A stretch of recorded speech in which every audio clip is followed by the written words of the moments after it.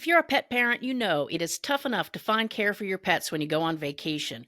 But imagine if you were a military service member or first responder and you were being deployed at the last minute, or you were going on temporary duty for a year or more, and you had to find someone to care for your pets while you're gone.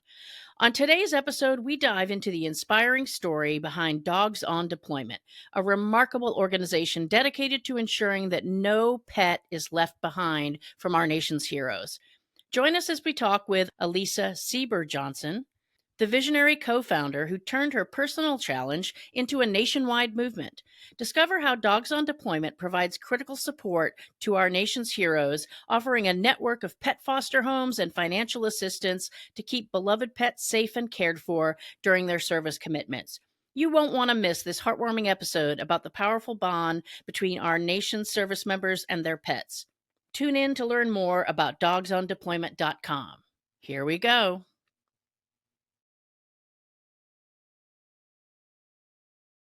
Welcome to Starlight Pet Talk. I'm your host, Amy Castro, and on today's episode, we are joined by Alisa Sieber-Johnson, president and co-founder of Dogs on Deployment. Alisa's journey began with a personal need to find care for her own dog while she and her husband fulfilled their military duties, which led to a creation of a national nonprofit that provides crucial support for military pet owners. Her leadership has turned Dogs on Deployment into a lifeline for military families, offering a network of pet fostering and financial assistance. Alisa served in the U.S. Marine Corps as a badass C-130 pilot, but she also served as a sexual assault response coordinator during her time in the Marines. She has a passion for those in the military and for helping others, and she continues to advocate for military pet owner rights and responsible pet ownership. So, Alisa, thank you so much for being here with us today. Thank you. I'm excited to share the story of Dogs on Deployment with you and your listeners. Yes, I know. Because at first I was thinking dogs on deployment or dogs deploying, but yeah, I was fascinated by your story. So why don't you tell us how this all got started? Because it's shocking to me not only how a person can be so motivated to make something happen, but at such a young age when you started this organization. So tell us more. Yeah, it's funny because I truly do feel like I'm in that next phase of my life where I look back and I look into my 20s and I realize what I'm accomplished at that time and the legacy that it's led. And at times it's very humbling to know that I carry that history with me because of the profound impacts that the organization has made on so many service members throughout the years. So my name is Alisa Johnson. I founded Dogs on Deployment in 2011. I was a newly commissioned Marine Corps officer, and I had scheduled to go to the basic school, which is an infantry centric 6 month training in Quantico, Virginia. And my husband at the same time was scheduled to deploy. We had a dog, JD, and nobody was able to watch our dog while we went on our dual service commitments.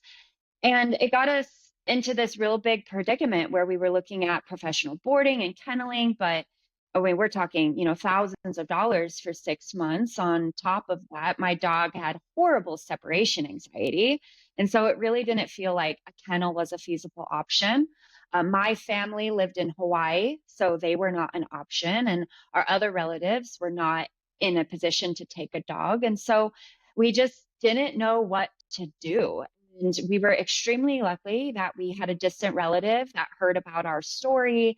They were also veterans, and so they were willing to take my dog. And the best part about it is that they lived in Virginia. So while everybody else on the weekends was going out partying in the basic school, I was going over to their house, hanging out with my dog. And I think that really just sums up, honestly, most of my personality is I always choose my dog. And it was on our drive as we were moving myself from California to Virginia. We're driving across the country that we started thinking about this problem. And then at the same time, we were looking to adopt a second dog. And I had just been denied an adoption application from a rescue group. It made me feel extremely saddened because I knew that there was this problem with pet relinquishment. I had already come from the animal rescue community. And then here I am with a dual, officers as well. So we had the financial means, right? Like we could have taken care of ourselves. But, as leaders, you're thinking, okay, if I had this problem, well, what about the Marines under me? What are they doing when they're having problems with their pets? And suddenly I realized that this was a real problem.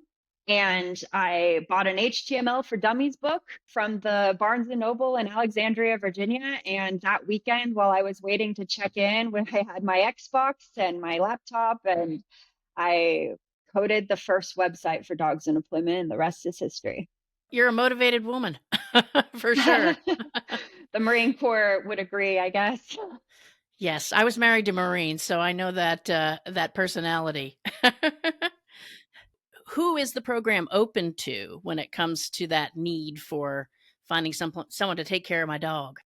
The organization is open to the pets of all companion animals belonging to our eligible pet parents. So we've had, several cats, but also parrots, ferrets, a chicken, a snake, guinea pigs. So we've had everything. If you have a pet and it's legal, we allow it onto our website application. So to answer your question though about who are those eligible pet parents, so yeah, when I started the organization, I was very focused on the junior enlisted population of the services because those are the ones that we continue to help the most of. However, they are not uniquely the only ones that need our services. So as we started to find more and more volunteers and we started to pick up momentum throughout the years, we started to expand our program. So we always helped active duty. We always helped reservists. We've always helped honorably discharged veterans. But throughout the years, then we were able to expand to saying we can also help first responders. So for example, we've had a few firemen use our services that have had to move from Southern California to Northern California, for example. We've had police, if they're having to go to academy or training, or God forbid they have anything that happens to them while they're in the line of duty that they need our assistance for.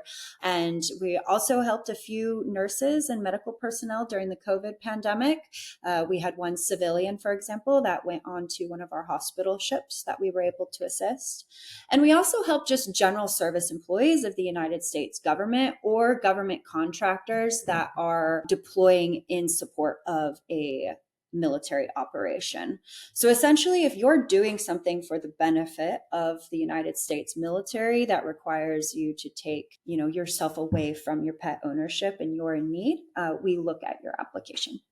That's great. And I like, what you said about focusing on the junior enlisted because as an officer, I mean, I've actually gone back recently because I'm getting closer to retirement and I'm looking at what I made when I was in the Air Force. But it's like I still made way more than than enlisted folks. And you had these young people that were serving their country and they got deployed to Iraq or they got deployed to Afghanistan.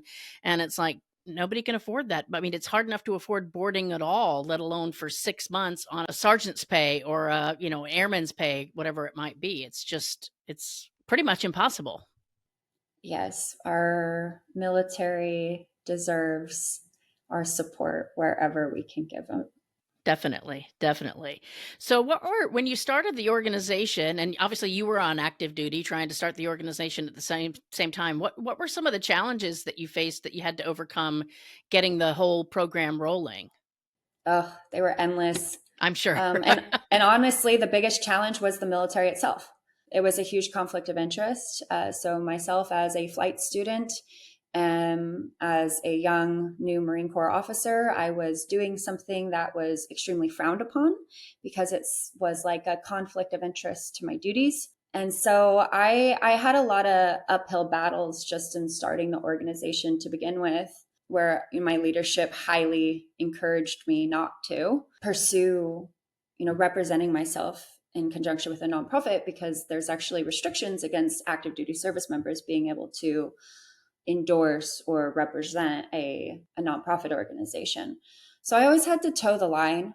So for me personally, that was probably the hugest challenge, was just the support of my actual professional career and the conflict that I constantly felt where, I was a part of this organization, the Marine Corps, that I had put my life, my soul into. I joined when I was 17 years old. So Wow. going to college and becoming an officer was a surprise. Let's just say that, that was not the route that I was originally going to take or had available to me to take, that I thought that I was going to be able to take. And so when I found myself in this leadership role, suddenly I felt a huge drive to provide the services that I was creating for military members. I would have people calling me in tears because they were at the shelter, or they had just talked to a shelter, or they'd be sending me an email with, this long-winded, explanation of why they couldn't pay for their dog to get boarding, and how they didn't know what to do with themselves and their pet. And here I am, a new lieutenant that's supposed to be concentrated on my flight school studies, but then I had these messages in my inbox of people that really needed help. And I joined the Marine Corps to be a leader and to be of service and to have my life be of a greater purpose. And so I felt myself in this huge conflict of a position where I tended to lean towards helping those people. It fulfilled me. But like I said, that fulfillment came at a cost to my professional reputation. Yeah, and that's, it's that higher calling sometimes that wins out in those situations, and it's a challenge to juggle two aspects of your life that are so different and then, also in conflict. The intersection is huge, but they're also like completely opposite, of the Venn diagram. The intersection Exactly. was very small.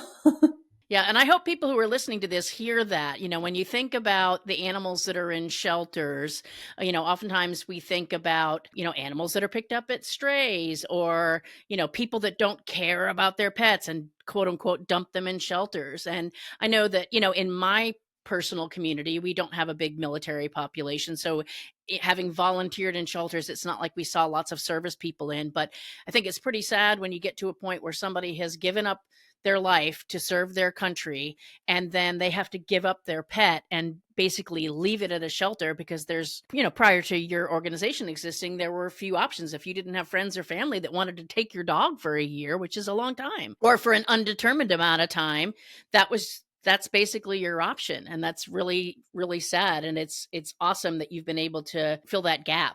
I know we talked about this in our pre-recording, the whole idea of fosters. How does the process work? And then at the same time, I'm curious, how do you get as many fosters as you've been able to get and all around the country? Well, first, how do we get as many fosters? It's by doing interviews like this. I mean, we blew up because in 2013 we were on the Queen Latifah show. And Queen Latifah, if you ever think of us again, I mean, honestly, it was getting that national exposure, and suddenly everybody was like, "Oh, this exists," and we ended up in People magazine several times after that, and several other national news publications that allowed the organization to gain a name.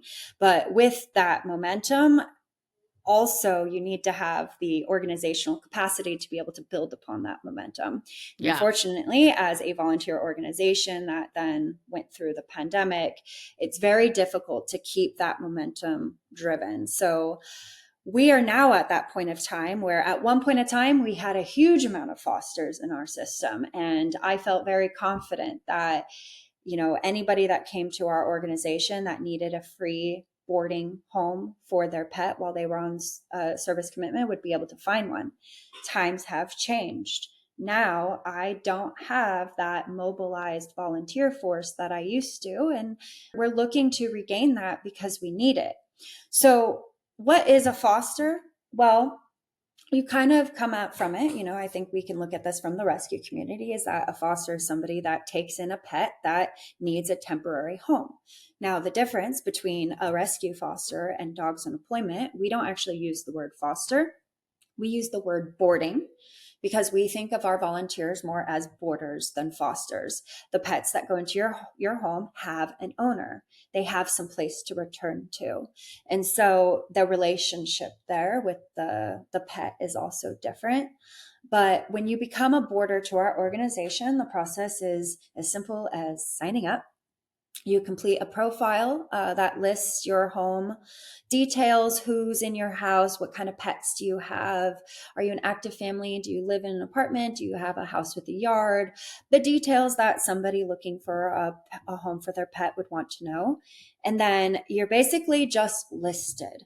Now, it's up to the border to decide how active or proactive they're going to be with our organization. So some of our borders just list themselves. And if you don't log back in, we will eventually remove you from our system because we want people to be interacting and responding to messages. So when you log in, you have your choice of either not doing anything or searching for pets in need. And when you find a pet that you're like, oh, I think I might be able to help that service member, you just send them a message.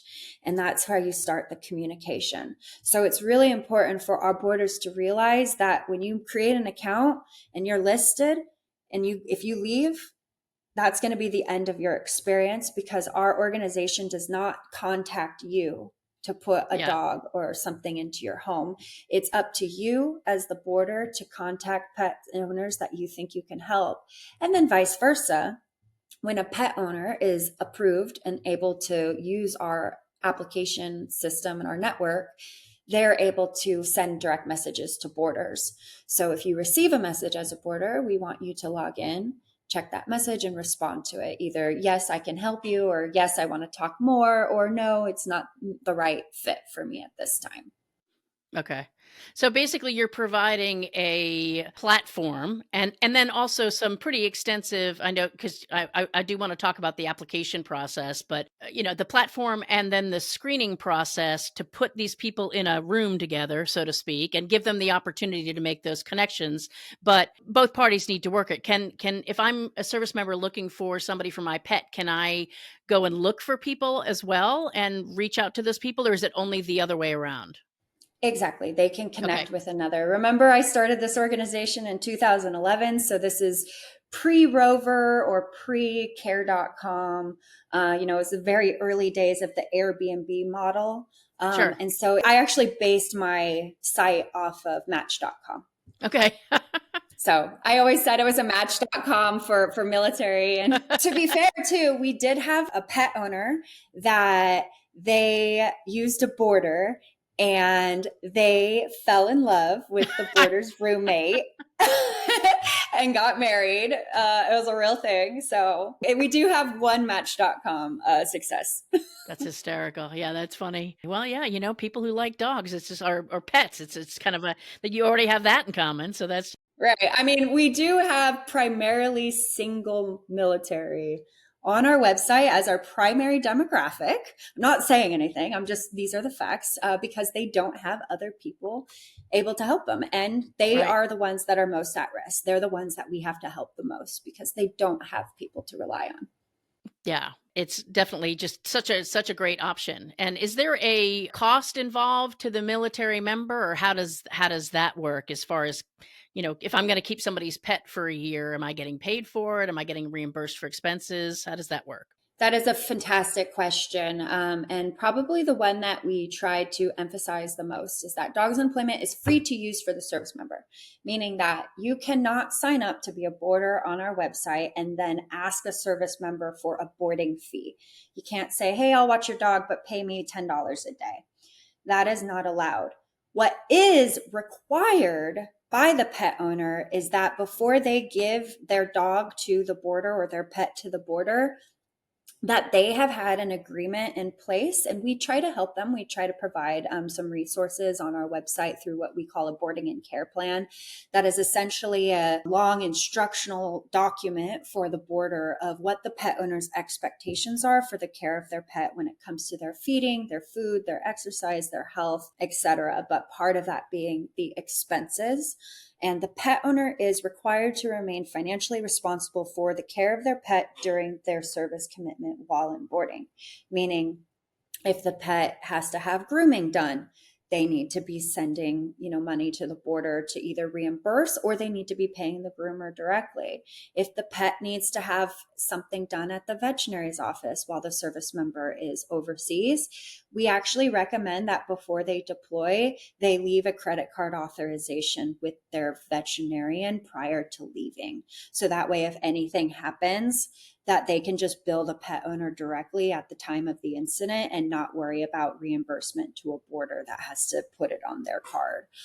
So everything is centered around it being a system designed for people to help people, but you still have to remain that responsible pet owner in that financial sense. Right. Because one of the concerns that I had expressed to you when we had talked previously, and I feel sort of guilty about it now, but we have, as a rescue, had people, maybe twice in the years that we've had the rescue open, where somebody has reached out and says, my sister's in the military and she has 2 cats or she has 3 cats or whatever it is, and she's getting deployed. And, can you take the cats and, and they use the term foster them until she gets back? And I've always been very hesitant because it's like, what are the odds they're going to take that pet back, and how, like you said, the financial responsibility or just making decisions for somebody else's pet over a year-long period.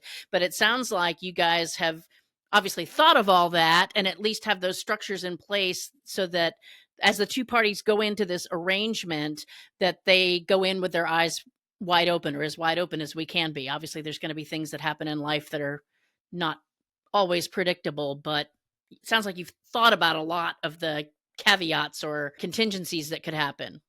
Yeah, and I love that you mentioned that about a service member coming to you as a rescue, and what do you do in that situation? So first of all, Dogs in Employment does have a program called Operation Shelter Partners, and right now we're focusing our attention on brick and mortar facilities, but making sure that your facility, whether you're a foster only based organization or brick and mortar, you have a process in place for pet adoption and for pet relinquishment that asks the question, are you military or a veteran? And if yes, have a separate set of procedures for that person. Meaning, if they're being an adopter, give them a flyer from Dogs in Employment. You can get rat cards from us for free. You can literally come to our website. There's a thing that says distribute info, and we will send you free rat cards. If you're doing a relinquishment process and they come to you, instead of just taking the pet from them, tell them about our organization, send them to us. Rescues are not set up or designed to handle what Dogs in Employment handles. It stresses your capacity. And it puts you at liability risk because, to your point, you don't have agreements in place with those pet owners that they remain financially liable, that they are the legal pet owner, that Dogs in Employment is not taking any sort of possession of this animal. So, I throw it out there to anybody in the rescue community that if you have a service member or a veteran come to you for help, please contact Dogs in Employment. And even if you've never had a service member contact you for help, please connect with Dogs in Employment and just know that we are a tool that helps ensure your capacity doesn't get fulfilled by something that shouldn't be your responsibility to take care of. We've got that. Yeah. And how easy is it to just add a question, are you currently serving in the military or reserves or a first responder? Or, it could be like a just check the box if any of these apply. Because to your point, and what happened to you as a service member and being denied adoption, we have adopted out to several service members, but generally it's families. And so it's like there's a thing in the back of your head that says, well, at least if the spouse isn't in the military, then the odds are the spouse will be able to take care of the pet. But you've even mentioned that there's scenarios like, I think you mentioned one about, the service member's deployed and then the spouse is pregnant and ends up hospitalized, and so it's like they could still need assistance. Yes. We've helped in several situations where, the one spouse is deployed, the other spouse is home, happily taking care of the dog, and something tragic happens to them. And there's nothing worse than being by yourself in those hard moments, Yeah. And the last thing you want to worry about is like, what am I going to do with my dog? When you think of military families too, and it's really hard if you've never been connected to the military, it's really hard to conceptualize how difficult being a military family is. And I think when I was in the service, I was very blinded to it myself because I was so ingrained with it and I was just used to the distance. In my own life, I was with my husband for 10 years, the co-founder of Dogs in Employment, Sean, 10 years. 7 years we were physically separated. And that was our early romance. and for a family, this is the situation that we often see. Service member departs, spouse is home taking care of the kids, taking care of the home front, taking care of the dog.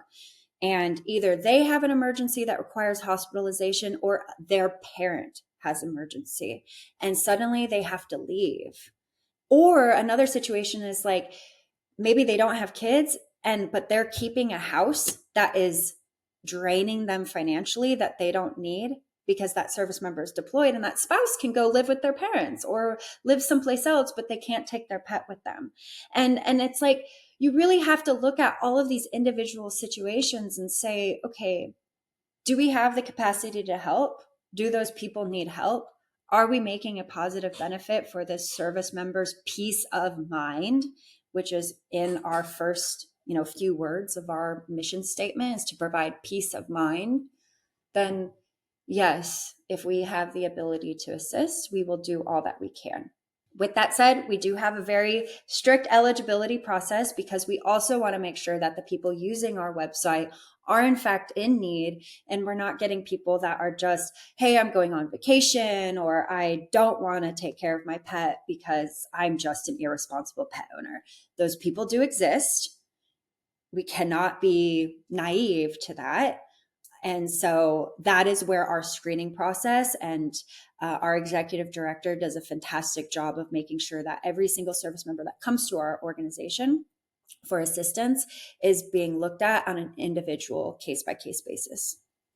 That's great. I think it shows the level of commitment, obviously, of your organization, but to the service member that they're going through this process, because I've recently had an opportunity and I'm just still kind of deciding whether I'm going to pursue it or not. But it's like once I saw the list of requirements to take advantage of the opportunity, I'm like, yeah, I'm not doing all that. And so for somebody to say, oh, I am dedicated enough to my pet to take all of these steps and to fill out these forms and to go through the screening process. I think it's, it shows a dedication to that pet, and I think would make me feel better as a boarder that person truly is committed to coming back to their pet. And I remember I had asked you, like, how many cases have you had where somebody basically didn't come back for their pet, and it was so small. I can't remember the exact number. I mean, not necessarily the exact number, but it was like a handful compared to thousands. Yeah, it really is very small, and we don't have an exact number. The reason for that is because when people come to our website, they either find somebody or they don't. And in the cases that they don't, a lot of times that's, oh, my deployment got canceled, or I ended up, you were my backup plan. My family did end up taking my pet, or, I found a girlfriend or a boyfriend and they're watching my pet now, whatever the case may be. Mm-hmm. But I can't think of a time off the top of my head when we had somebody approved and actively able to use our website and then still turn their pet into a shelter. Right. And I could see that there would be scenarios where somebody, maybe they got deployed, I don't like your example of separation anxiety. And it's like, I get deployed and then I have an opportunity to extend because it's going to be good for my career, or I have to extend and now it's longer than I originally said. That, yeah, it might get to a point where it's like, I thought I was going to be able to navigate this and then come back to my pet, but maybe the best thing for my pet is to find a more stable, permanent home. We have had that happen before. And, when it does happen, it's really hard.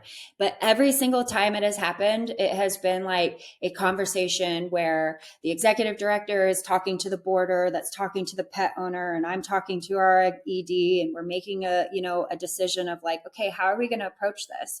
And in some cases, we've had boarders adopt the pet. In other cases, Dogs on Deployment has contacted and worked with rescues to rehome the pet. So we're not going to leave somebody that's in our network abandoned. We intervene if there's an issue, but that does not mean that we don't want to be connected with our boarders, so that if somebody is actively boarding a pet, like, we love getting updates. We love seeing pictures. We love getting stories. We love it when people tag us on social media. Like, those are like the things that not only are great to share and showcase what this organization is about, but like, truly they keep us going. There are times with my team that we feel so down in the dumps because something bad has happened in our community and we're trying to reel from it. For example, over the summer, we had a really hard time dealing with the changes to the CDC importation guidelines for pets from overseas. So in the last, really since the pandemic, but really in the last 6 months, there's actually been a lot of changes in pet travel internationally. And it's caused a huge problem for our organization because, one, in addition to fostering, we also provide financial assistance grants. And one of our programs is to help provide grants to ship pets from overseas duty stations back to the United States and vice versa, since that's something that majority comes out of the service member's pocket.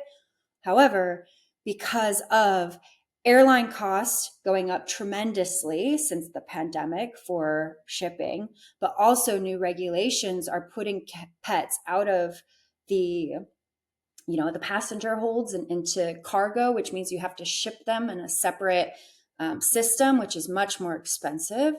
And we have also new quarantine requirements. So there's a lot of problems going on, and the impact to us is an overwhelming request for support in terms of financial assistance that we absolutely cannot meet. I wish we could. I think it was in the last year, we had nearly like $700,000 total requested from service members and pet shipping, because each service member, for the cost to ship one pet from one duty station to the other anywhere in the world, is probably somewhere between $3,000 to $7,000. Oh my Lord! We've had grants come in for $10,000. We had a service member that shipped their Great Dane to from the West Coast to Japan for $10,000. They paid for it. They got there. They had an emergency, very sad tragedy that required them to come back to the United States, and then they had to pay another $10,000. Oh, wow. And you're just thinking, this is such a broken system. Why is this so expensive? Why is this so hard? We're having pets that are being, forced to be kept overseas, and we're trying to figure out, can we stand up an international chapter to support those pets if needed? Can we operate in that regard? Can we do something to work with the international pet travel agents that we work with? So we have several partners in pet travel agencies. Can we work with them to help bring more awareness to these problems and how changes in the CDC are not just impacting all pet travel, but specifically military families that weren't expecting it? So, we're just constantly reacting to hardships. And so when we get those stories back from our borders that say, look at this dog, like having such a great time while a service member's deployed, or the best is the reunion, and it keeps us going and it keeps us motivated and reminds us, like, oh yeah, this is what this organization is really about. Yeah, I hadn't even thought about that from the standpoint of, because when I was in the air, I was only in the Air Force for 4 years, and the place I really, really, really, really wanted to get stationed was either, Germany or England. And, England has such strict quarantine that, it would have been kind of pointless to bring a dog. But so I guess in my mind, if somebody was going to PCS overseas, that they just wouldn't take their pets. And it's like, I never even thought, like, I can't even imagine sending a dog to Japan. I mean, it's just, that floors me. That was out of my realm of understanding or thinking. Yeah. And then the alternative to that is being away from your pet from 2 years. Yeah. Or 4, or whatever it might be. Right. So there's a real balance that you have to play, and there is no perfect solution, and you can't just put a blanket over everybody's scenario and say it's a one size fits all solution. Like, our organization has to look at every single person case by case and just understand that what we're trying to do is bridge the gap between understanding between civilian and military populations, right? This goes beyond the pet ownership. This goes into making somebody that has never met a service member or doesn't have anybody in their family that's ever served and doesn't have any connection to it, and maybe doesn't care, but they love animals. And so now they're boarding this pet, and now they've met the service member, and now they've felt this person's story, and now they feel compelled to be a part of that journey because they're helping this pet, and now they have love in it, right? and we need Yeah. more love in this world. Suddenly now you've created this like cataclysmic connection in the world of a service member and a person that never would have known that person to begin with, but now they're intimately tied through this dog or this cat. Now you have these advocates in the world that are saying, I can't believe somebody helped me in that way. Somebody watched my cat for 6 months, and my cat pissed on their carpet every single day for 6 months. And they still did it for me because I was, deployed overseas and my life sucked for 6 months. And I can't believe that there was somebody with the heart out there that took care of my cat for me. Like, that's life changing, not just for that service member, but for who they tell that story to. Yeah.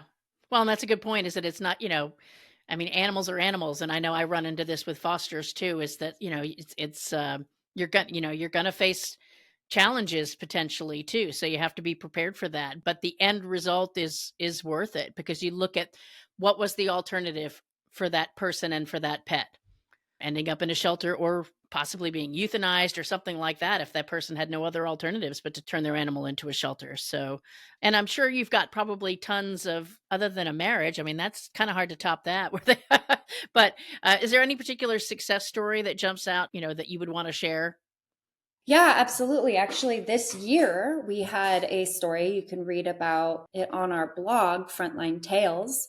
But we received an email from an animal shelter saying that they had received this intake of a cane curacao named Blue Moon. And this dog had been turned in by their service member that had a short notice deployment. And because of his dog's breed, he was really worried. What is he going to do? And he went to the shelter. This is the option that he thought he had available. And the shelter was very, very nice. They assured him they would do everything they could for the dog, but he still left thinking he was never going to see his dog again. The shelter, in fact, did hold up their end of a bargain, making sure that Blue Moon went to a good home. And luckily, they were told about dogs in deployment. So when they contacted us and we learned about Blue Moon's owner, we actually got in contact with him, got him registered on our website, got him approved. He was able to connect with a boarder, and that boarder was able to get that dog from the shelter. And 6 months later, he came home. And, unfortunately, they were not able to record the reunion. I think because everybody was crying, or the dog knocked the camera out, something happened. But the recording was not able to get done. But to come home to something you thought you would never see again is a very powerful experience. Yeah, that's amazing. That is amazing. So, obviously, we know that in order for the organization to continue to meet need, that you need, I would say, as many borders as you can get, because it's really just like it just gives more options and choices in the system for people. Does it matter where a person lives? I would assume that there are certain parts of the country where there's more demand, like Norfolk, Virginia. There might be more people there than, someplace that doesn't have a military population. But is there like a mileage limit from where that person's stationed, or how does that work? Great question as well. Yes, we do primarily have need in places where there is a military town, obviously. And our biggest chapters are in San Diego and in Virginia Beach, because of the fact that I was in the Marine Corps, my husband was in the Navy, and that's where the Navy and the Marine Corps are stationed, on the East and the West Coast. So there was a lot of emphasis in starting our organization there. However, we are national. And because we don't just help active duty and we help veterans, veterans live everywhere and first responders live everywhere. And we also have military members that are willing to travel for the right person to watch their dog. If I was living someplace and, I had the choice of an apartment within my city, or I could drive 3 miles away and my dog could go live on a ranch and have the time of his life with a family. And I had an Australian Shepherd. So I'm going to go 3 hours, right? So don't let distance be the thing that says, well, oh, I'm not going to register. And to your point, choice is imperative here because we're not doing the placements. We need service members to be able to interview several people, talk to several people. And our goal is to have 10 boarders for every one approved pet. That's our minimum baseline. We're just under that right now. So we do need people to be on the website registering. And what we call them as our DoD reserves. We think of it just like the military. We probably won't need you. You might be registered for 2 years before you get an email. But that first email you get is your call to action. And that's how the military operates, right? We have our active duty force, the people that are deploying and they're doing our day-to-day operations, but then we have our reserve force, and those are the people that are in the ready line and they're standing by until their time is called. And if our country goes into some sort of mass deployment or reactive state and we see a lot of people being activated, especially if we ever activate our reserve force, we expect to see a high influx of pets looking for homes through our organization. And I am not confident that I can keep that story where I told you earlier that I don't think that we've ever had anybody come to our website and not be able to find somebody when they were really in need. I don't know that I can continue to say that if we were to have a mass deployment situation. Right. Yeah. So people who are listening to this, this is your opportunity to step up, investigate, register. And again, you may not get called, you may not be needed, but you also might find a point in time where you're desperately needed. It can be so last minute, and there's so few alternative options available for people. So beyond, if somebody was not in a position to be a boarder for whatever reason, are there other things that they can do to help the organization? Absolutely. Our organization is virtual, so we do work with all kinds of different virtual volunteers. And basically, if you're listening and you're like, I love this organization, I love pets, I love the service members, I want to do something in this field, just shoot us an email. Tell us what you like to do. We're very small. We might look big on our website, but it is me and I have 2 other team members, and we have a very small team of core volunteers. So we're looking to build our team. So come, send your resume, tell us what you want to do, tell us what your vision is, and let's have a conversation. Other ways to support is looking at that Operation Shelter Partners, that if you're out there and you're in the rescue community and you want to be a part of the solution, contact us and let's talk about how your organization can be a part of the alliance that we're trying to create, which is a pledge to say we're not going to see military pet relinquishment. And then, finally, that fundraising piece is always something that we're all going to be challenged in. So I will say, no, it's not fundraising that I need from your community, but what I do need is partnerships. We're all resource limited and we're all working with some sort of limited capacity, and Dogs on Deployment is here to create partnerships with other organizations, not to take away. So if you're in a situation where you think that we could do a joint fundraiser, or we can do a joint event, or we can work together in a collaborative way, shoot us an email. Our organization is not one to take resources from other nonprofits. No, I'm presently getting my master's in nonprofit leadership and management.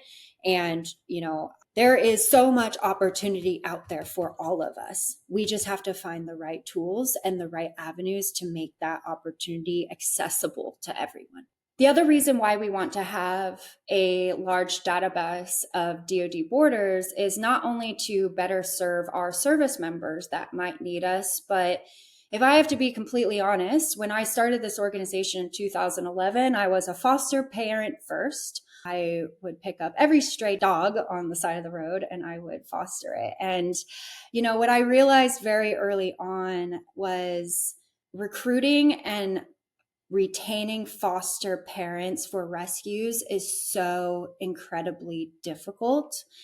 And one of my long-term visions for Dogs on Deployment is being able to expand my network and educating my DoD boarders about not only deployment military boarding, but also rescue fostering, the differences between it, and how they can be activated to not only supporting my organization, because like I said, most of my boarders are not going to get a pet to board, but they've already expressed interest in boarding a pet. So if I can create collaborations with local foster groups or rescue groups that allows my boarders to then be educated on foster programs in their local community, I want to be able to like help local groups with that avenue of connection.